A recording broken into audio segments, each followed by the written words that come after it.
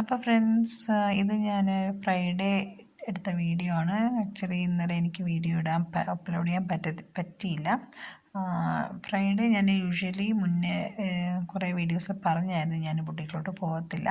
കാരണം എന്ന് വെച്ചാൽ അന്ന് വീക്ക്ലി വൺസ് ഉള്ളൊരു പൂജ എന്ന് പറയുന്നത് എല്ലാം എടുത്ത് വെച്ച് വിളക്കൊക്കെ കഴുകി ഫോട്ടോ മൊത്തവും തുടച്ച് കുങ്കുമമൊക്കെ മാറ്റി എല്ലാം ചെയ്യുന്ന ദിവസമാണ്. പിന്നെ വെച്ചാൽ നമ്മൾ വിഗ്രഹം വീട്ടിൽ വെക്കുകയാണെങ്കിൽ അഭിഷേകം ചെയ്യാതെ വെക്കാനും പാടില്ല എന്നാണല്ലോ. സോ ഞാൻ എൻ്റെ അടുത്ത് 3 വിഗ്രഹമുണ്ട്. സോ അപ്പം അഭിഷേകം ചെയ്യണം. അപ്പോൾ ഇതൊക്കെ കൂടെ ചെയ്യുന്ന കുറേ സമയം എടുക്കുന്ന പൂജയാണ് വെള്ളിയാഴ്ച. മുമ്പ് ഞാൻ ശനിയാഴ്ച ചെയ്യുമായിരുന്നു, ഇപ്പോൾ ഞാൻ വെള്ളിയാഴ്ചയാണ് ചെയ്യുന്നത്. സോ അപ്പോൾ എന്ന് വെച്ചാൽ പോകാനും പറ്റത്തില്ല. അപ്പോൾ ഉച്ചയാകുമ്പോഴേക്കും ഫുഡ് ഉണ്ടാക്കുന്ന ടൈമും പൂജ കഴിയാൻ തന്നെ ലേറ്റാകും. പിന്നെ അത് കഴിഞ്ഞ് ഫുഡ് ഉണ്ടാക്കി മക്കൾ വരുമ്പോഴേക്കും ഫുഡ് ഉണ്ടാക്കുമ്പോഴേക്കും സമയമാകും. പിന്നെ വല്ല തിരക്കുള്ള എമർജൻസി ആയിട്ട് എന്തെങ്കിലുമൊക്കെ കേസ് ഉണ്ടെങ്കിൽ ഞാൻ ഈവനിങ്ങിലൊന്ന് ജസ്റ്റ് പോയേച്ചും വരും. അപ്പോൾ ഇത് ഞാൻ ചോറ് വയ്ക്കുന്നതും കുക്കിങ്ങിൻ്റെ ഒന്നും വീഡിയോ എടുക്കാൻ പറ്റിയില്ല. തോരൻ ഉണ്ടാക്കി, കറിയിൽ കടുക് വറുത്തിട്ടു. തോരന് വേണ്ടി ചട്ടി വയ്ക്കുകയാണ്. കോവയ്ക്ക തോരനാണ് ഉണ്ടാക്കിയത്. അപ്പോൾ പിന്നെ മക്കൾ വരുന്ന ആ ഒരു ഗ്യാപ്പിൽ ഞാൻ ഇത് വാങ്ങിച്ചായിരുന്നു, ഗ്രീൻ ആപ്പിൾ വാങ്ങിച്ചായിരുന്നു. അത് വാങ്ങിക്കാൻ കാരണം അച്ചാറിടാൻ തന്നെയാണ്. അപ്പോൾ അത് വാങ്ങിച്ചിട്ട് കുറച്ച് ദിവസമായി വാങ്ങിച്ചിട്ട് വീട്ടിലെ ഗ്യാപ്പിൽ അതൊന്ന് കട്ട് ചെയ്തിട്ട് വെച്ചാണ് നിങ്ങളെ കാണുന്നത്. പിന്നെ എണ്ണ ഒഴിച്ചു, ഇച്ചിരി കടുക് ഇട്ടു. പിന്നെ എന്താണെന്ന് വെച്ചാൽ ഒരുപാട് എരിവ് വേണ്ട, സ്പൈസി ആയിട്ട് വേണ്ട, മക്കൾക്ക് കൂടെ കഴിക്കാൻ പറ്റുന്ന രീതിയിലായതുകൊണ്ട് ഞാൻ എരിവ് കുറച്ചേ ഇടത്തുള്ളൂ അച്ചാറിൽ വീട്ടിൽ ഉണ്ടാക്കുന്നതിൽ. സോ കടുക് ഇട്ടു, പിന്നെ കുറച്ച് കായപ്പൊടി, ഉലുവയും ഇട്ടിട്ട്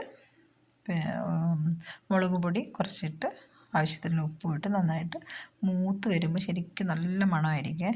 ഞാൻ നെല്ലിക്കയും മാങ്ങയും ഇതുപോലെയാണ് സെയിം ഇതേ പ്രൊസീജിയറിലാണ് ചെയ്യുന്നത്.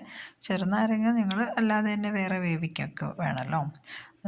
അപ്പോൾ ഇത് ഇത്രയും ഇട്ടിട്ട് ജസ്റ്റ് നല്ലൊരു മൂത്ത മണം വരുമ്പോഴേക്കും തീ ഓഫ് ചെയ്ത് വെച്ചിട്ട് തന്നെ ഈ ആപ്പിൾ അങ്ങോട്ട് തട്ടിക്കൊടുക്കുക. എന്നിട്ട് നല്ലോണം അതൊന്ന് എല്ലാവരുടെയും ഈ മസാലകളൊക്കെ പുരണ്ട് നല്ലോണം ഒന്ന് ഇളക്കി വെച്ച് വെക്കാം.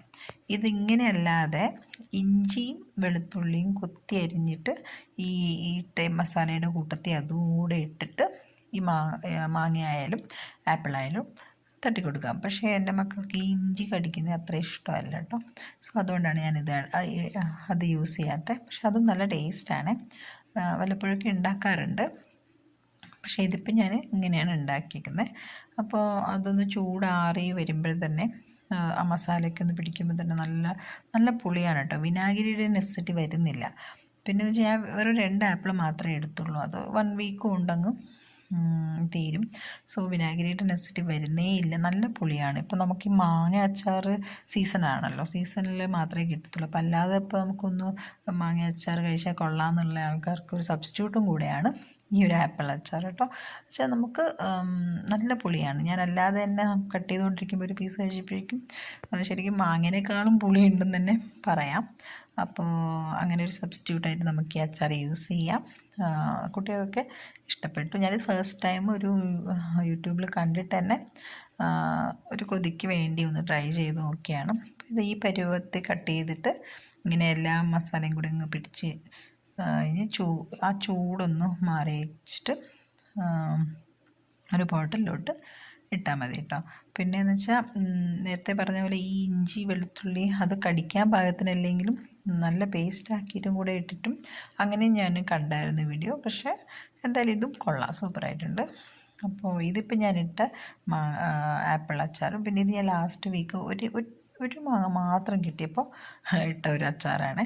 അപ്പോൾ എങ്ങനെയായാലും ട്രൈ ചെയ്ത് നോക്കണേ.